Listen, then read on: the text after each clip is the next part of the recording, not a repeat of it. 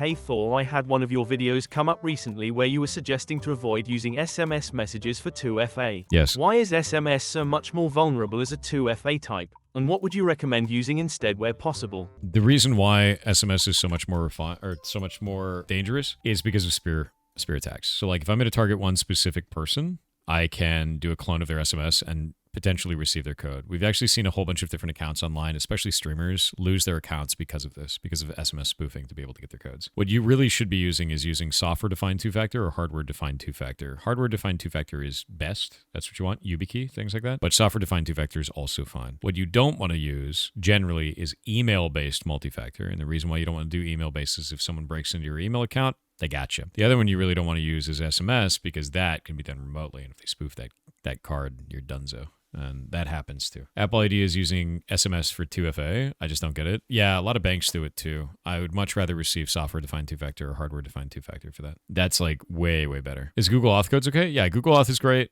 I like Google Auth. I think it's fine. I think that using YubiKey is fine. All that shit's fine. What I don't like is SMS-based two-factor. I've never liked SMS-based two-factor. SMS is really just the weakest form of multi-factor, and I just wouldn't use it.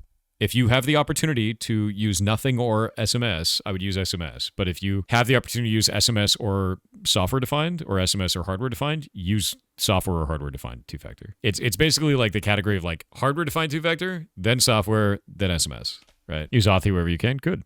Yeah. Yeah, hardware-defined two-factor is a Blizzard Key Authenticator keychain. That is correct. That is a hardware-defined two-factor. So is a YubiKey. What if your bank forces you to use SMS? Then they suck. It's basically how that goes. Yeah, it's not great. It's really, you don't want that. You don't want that at all. Australia's social services only has SMS as an option, which sucks. That does suck. It's really not great. I actually lobbied and succeeded in getting my credit union to allow other options for two-factor. That's great. That's a good thing. How do you feel about password managers like Bitwarden? Okay. Is it a local password manager? Or is it an online password manager? That is the one big question with that. One big question. I don't like online password managers. I do not. Yeah, I'd rather have a self-hosted password manager. If I'm going to do it, it's going to be local. Online password manager is a mess, dude. Best local password manager? Just use YubiKey.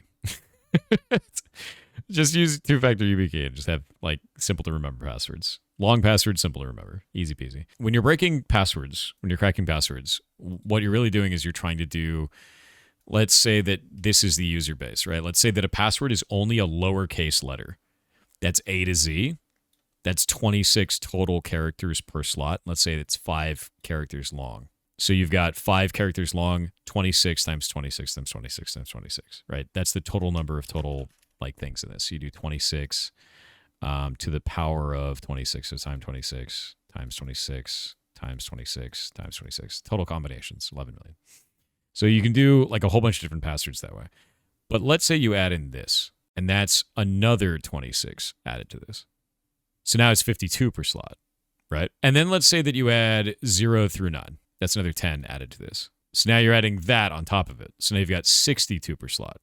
This is why this becomes really interesting. A thing that I really like to do a lot of times, add a single Cyrillic character to your password. Because now you've taken all of the Cyrillic alphabet, which is like Russian characters, and you've added that to the user space that they have to randomize when they're trying to root your password. You win. Most people who are cracking passwords aren't doing that. They're looking for the low-hanging fruit. And it's just really funny. You just put a Cyrillic character in there. A Spanish character works. Because you're just adding all of this. You're adding that entire like Unicode set into the password that they need to be doing that. Kanji works too. An emoji works too. Yes.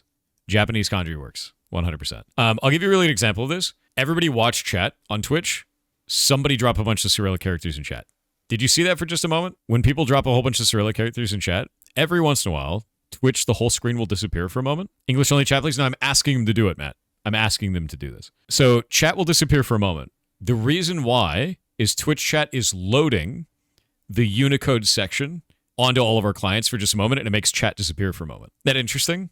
Because it's not loading Unicode sections that it doesn't need to. And it will flash for just a moment as it loads that onto your client. Yeah, it loads it in your browser. So like, this is just a really simple example of like, it's not loading all of Unicode. So when you're trying to crack a password, you're not loading all of Unicode. You're just loading the ones that you think are most common. Okay, now you're good. You guys are good spamming the Unicode stuff. So like, this is just a really good example of this, of like, when you think about password difficulty, throw in a weird character in there. It's just extra added. Makes it harder. I told them to spam though. Mods, it'll be okay. They'll get bored of it in a minute. How do you add that to Cordy? I mean, you just kind of copy paste it from somewhere else. Really. I mean, like, there are alt codes you can do for that stuff, but I can't remember them off the top of my head. What have you done? Taught you a tool? Taught you a toy? You ever played Dual Universe? I don't even know what that is. Most systems won't let you do special characters. They don't support though. A lot of them won't. You'll have to test this out and see if like the website will allow you to do special characters. Some of them do. A lot of them do. Especially if they support localizations within that jurisdiction. So like if it supports Russia, it'll likely support Cyrillic characters. Very common thing. What they usually won't support is a single apostrophe. They usually won't support that. Or a single quote. That's a big one. Yeah, they won't let you do that. Most of them won't let you do that. Or slashes. Sometimes a star symbol. Depends. Umlauts. Umlauts is a great example.